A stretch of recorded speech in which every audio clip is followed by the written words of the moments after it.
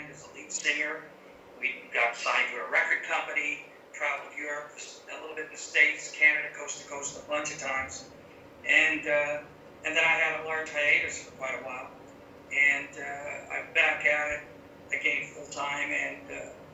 But I'm doing it more in my terms, with my writing, the way I hear it, the way well, you're hearing how I'm producing, the way I want the music to kind of go, and writing about just things, songs, and ideas the way that I hear them, and the group of folks that I'm very honored to write with. Sam Gay, Templeton Thompson, and I told you Kim Tribble, Jamie Grooms. I'm writing with John Scott Sherrill, who's an icon in Nashville, he and Kim. And I mean, I'm so blessed and honored. So we're sitting down and writing things, and basically ideas that we have that are not just, it's not let's get drunk and throw up in the car. Not doing that. There's a time and place to have fun, but it's not all the time. So every now and then you gotta, if a little bit's good, a whole lot's better. That's the way to go, but not all the time.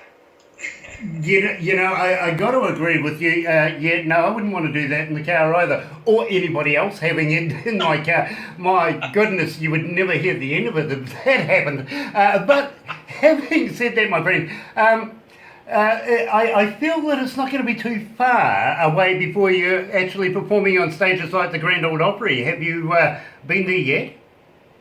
Yeah, well, of course I've been to the Opry and a couple of the team, of course, the team that I use in Nashville, I think more than two, I think probably most of them have at one point or another played the Opry, and I think the one chap plays it regularly, the piano player Gary Prim.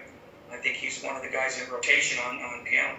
But all of them, Wanda Vick, who is the Jill of all strings. Wanda plays anything not nailed down.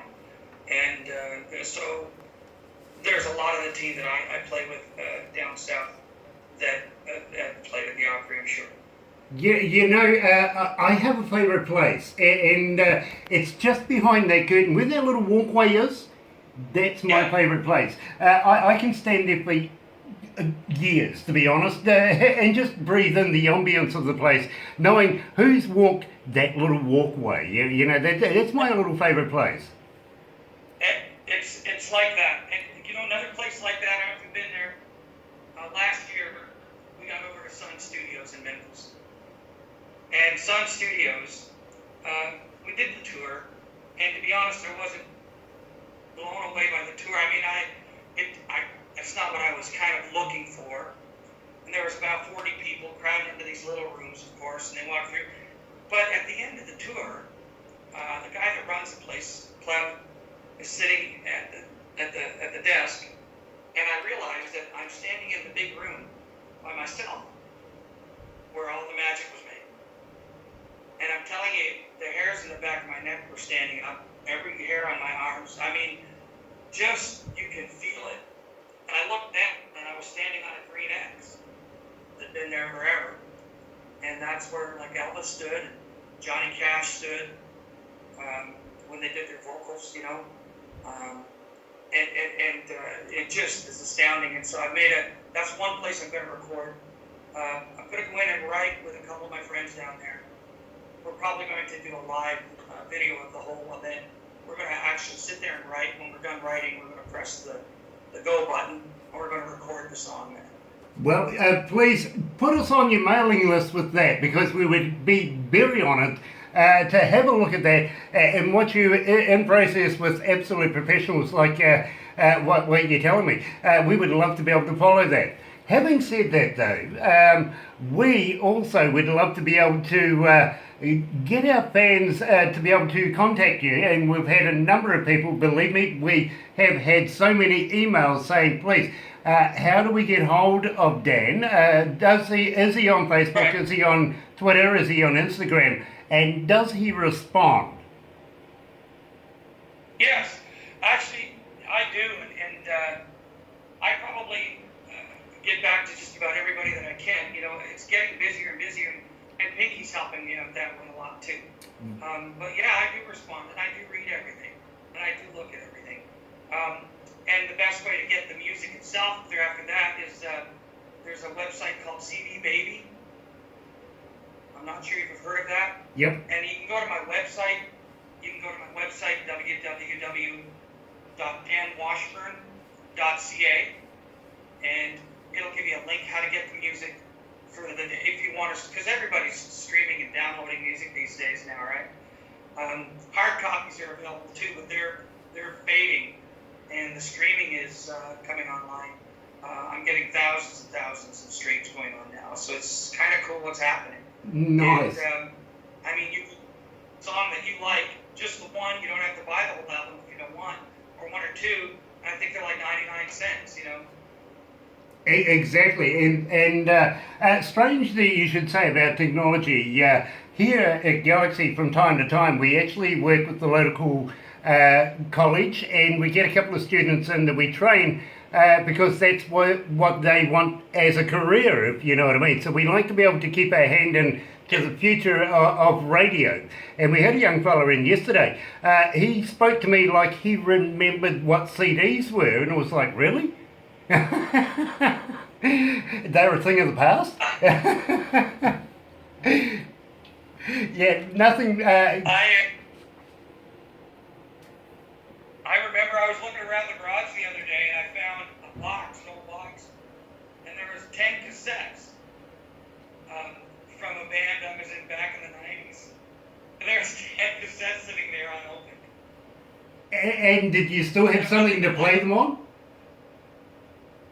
No. I have nothing to play them. That's planning, isn't it? Right there. Believe me, I was talking to this young fella, and I got to be honest with you, when he was saying about that and talking about CDs as if they were a thing of the past, I introduced him to a thing called a record. Hey, vinyl's getting big again, man. It is. He sort of looked at me and said, yeah, I've read about those things. Oh yeah, I've got friends up here and acquaintances that they're all buying the vinyl now again. They're starting to reproduce it. Absolutely. I might press a few of these just to do that for the diehards, you know. Absolutely. And maybe pull up copies of the vinyl LPs, you know, like the old days. Well, I tell you what, and I'm pleased you actually mentioned that you had a website. Now, I'm just curious though, with your website, do you have a merchandise store there? Well, I think they've got a section for music. I don't think we have anything set up for like the T-shirts and the the coffee cups and that kind of stuff too much. And I know I'm the worst guy for looking into that stuff. So I've got somebody else now that's just coming on board to give me a hand with all of that. Yeah, and God bless her. And God bless her. And God bless her too. That's right. Yeah, tell her to get into tell her to get into a bit of merch for you so that you can get a few extra coins in your pocket, if you know what I mean. That way, maybe one day she might actually get an ice cream. There you go. We'll do it. Nice. So we're working. If things are growing big, I mean, the social media is kind of starting to explode pretty good. And I guess those things are all good. I mean, at the end of the day, you want to be able to survive and make a good living at your job. And so I'm able to do that, so I'm thankful for that. I mean, let's face it, I sit down and try to tap into emotions for people or experiences and events. And I write, my job is kind of like I'm an observer, right? Exactly. I'm a paid observer. Yes, absolutely. I had one artist one day, my friend, say to me, my job is to take people's minds away from their problems. Yeah, sometimes. Sometimes it's to help understand the trouble. Sometimes it's to understand that the trouble's going to only be around for a little while. The sun's going to shine again. And sometimes it's just like throwing your visa on the bar and ordering a set of doubles for your buddies, your mates, and tossing a couple of back, right, and having fun. That's my dad used to say it all the time, and it didn't matter what we were doing. It could have been if we were at the beach or barbecues or food, and he would just come up with it at these funny little, quirky little times, and everybody kind of look at him and grin and go, yeah. Yeah. So I kind of honored my dad a little bit without trying. I just did it, and just thinking about things that were important to him, like friends and love. My dad doted on my mom. He loved her to pieces, and just that whole idea. That's where a little bit came out of that, But we write about life experiences, things that we're seeing, things that we've lived. Unfortunately, I've lived a lot of what I write about. Some of that's good, some of it's not so good. But it's real. Absolutely. That's the journey of life, though, isn't it? Yeah. I can't not write. I have to write. And I'm getting better at it. I'm learning more about my craft. Sometimes the best things I write have the fewest amount of words. I fully understand that. I really, really do. So, Dan, I've got to play it right now. I'm actually getting a little message in there in my ear. So, without further ado, here is Dan Washburn. And if a little bit's good, you know the answer.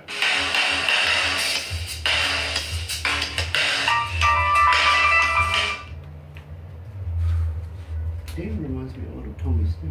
Mm-hmm.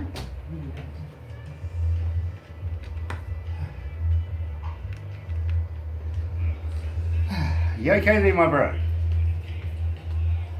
Oh yeah, man. Nice. Things good? Everything's good your end? Nice. So after this, we're going to slowly close it out, but don't go anywhere. Don't go anywhere because I know Barbara's going to want to take another small video of you.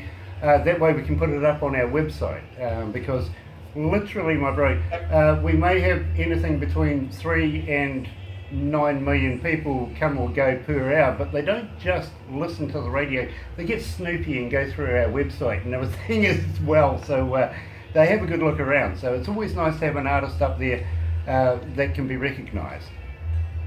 Right. Well, you guys are doing an amazing thing for us all. Well, I tell you what, we have a host of people up there at the moment, and people just go along, find out who this particular person is, go and research it for themselves. It's a little teaser kind of thing, if you know what I mean. But people get inquisitive, and it may generate sales. Yeah, you know what? I'm just so thankful. I'm just so thankful to be able to meet you guys and to get on here and just to chat and talk, meet new friends, and man, you know what? You get me down to New Zealand to do some gigs. Look out. Nice. Well, I'll get Barbara onto that one actually. But let's go back to the desk. Yeah, let's go back to the desk. Yeah. Well, I'm not on air, so I can say hello.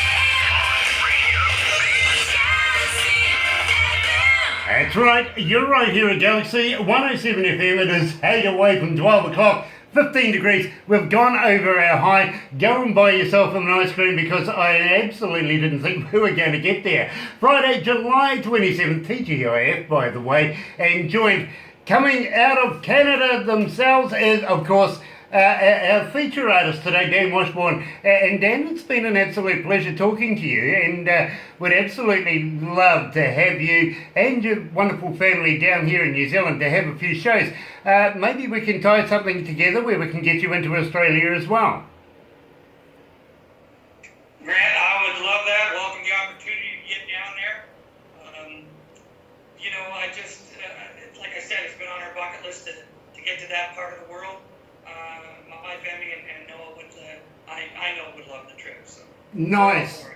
Well, I tell you what, I'm not going to do it to you, but if you bring Noah with you, we have a couple of funky things that we do here in New Zealand that I absolutely wouldn't expect you to do, even though I do them myself. But maybe we could do it to Noah. Have you ever heard of a hoo-hoo grub? Of a who-to-who? A hoo-hoo grub. Yeah, no. New to you? Okay. New for... Okay. You must have heard of a caterpillar, right? Yeah. Okay. This is like a caterpillar on steroids. It's big, it's white, it has a black head. What you do is you put the body in your mouth, you bite the head off, don't eat the head, it's yucky. But when you crunch down, it's like crunching down on creamy peanut butter. No way. Yeah, absolutely. In fact, I'll get Barbara to send you a video of it. You'll absolutely crack up. But at the same time, we may take you guys down the bottom of the South Island, down around Queenstown. And I don't know, Barbara, what do you reckon? If not, Dan will certainly throw Noah off a bridge. That sounds... Yeah, I'm off for that too. Nice. We have a thing here called bungee jumping in New Zealand. It's an absolute sensation. We love doing it. And we're all about the thrill and having a good time, if you know what I mean. Of course, unless you're Australian, where we don't attach the bungee.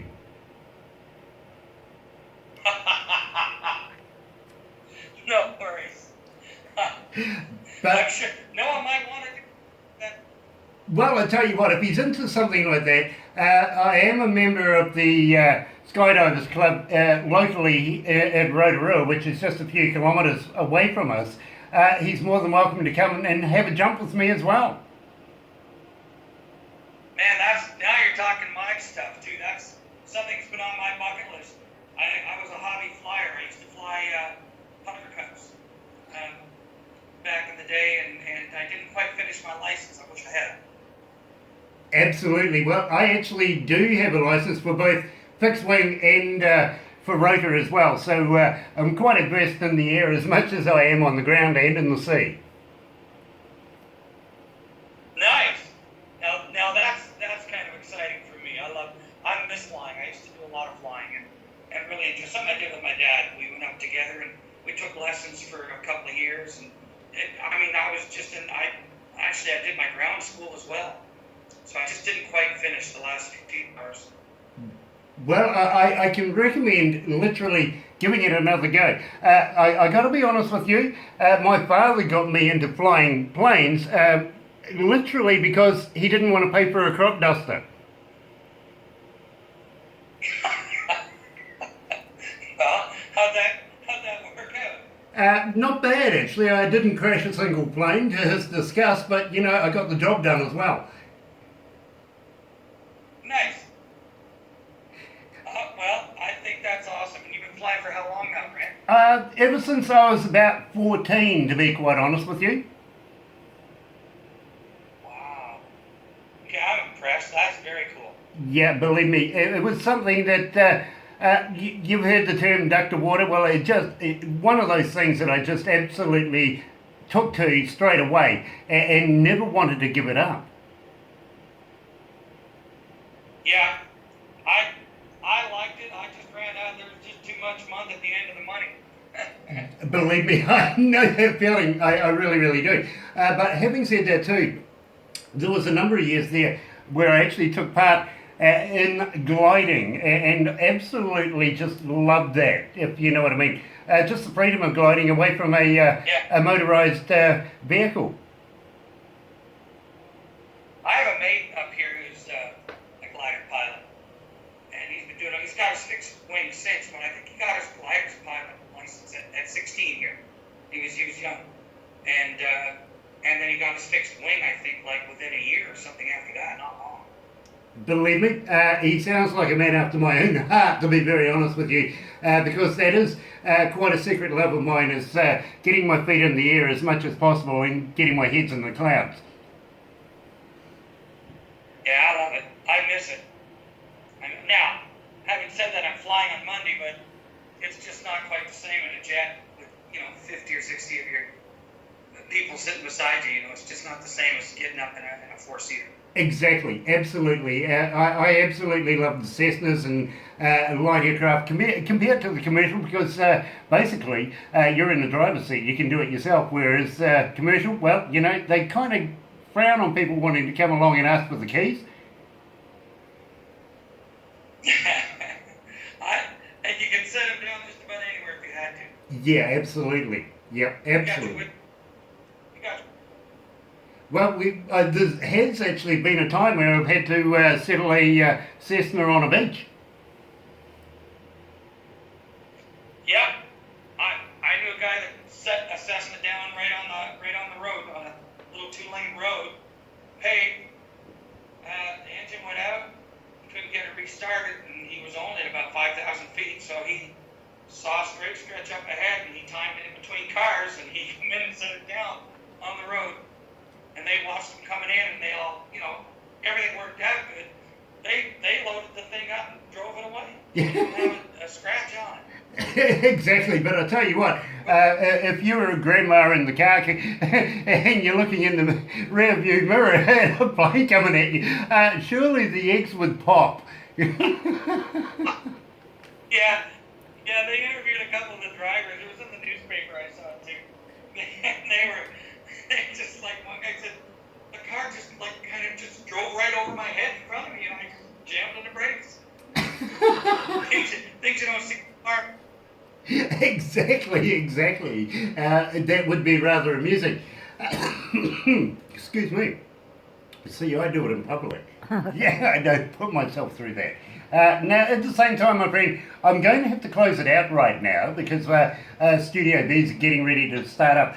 So I really humbly thank you for taking time out of your evening over there to talk to us here in New Zealand. It's been an absolute pleasure getting to know you, Dan. Oh, Grant, it's my honor. I mean, thanks. I just feel very blessed to be able to talk to you guys. Thank you, Barbara. And thank you, Grant, for doing this. Appreciate it. All the folks in New Zealand that are listening to the music and enjoying it. That's what it's about, We're all in this together, right? Absolutely. Just one more question before you go, though, Dan. When you do release new stuff, how would you like to pass it on to us so that we could premiere it for you and maybe do a short interview with you to be able to release this to the world? We can do it. Awesome. Please keep in touch with Barbara. She is absolutely extraordinary and works tirelessly for bands and for indie artists. So please keep in touch with her. We would love to be able to follow you further through your career and also have you down here with the good doctor, of course, and Noah. Would love to have you guys down here in New Zealand. Thanks, Grant. Looking forward to that a lot, and appreciate being on Galaxy 107. Thank you. Appreciate it. That's Dan Washburn right here at Galaxy 107 FM.